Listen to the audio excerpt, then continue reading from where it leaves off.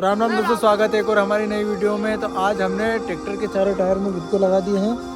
अब हम ट्राई करेंगे टॉप गियर में उठाने का, अगर उठ जाता है कि नहीं। पहले हम ट्राई करेंगे टॉप गियर में फुल आरपीएम पे। बने रहिए वीडियो में।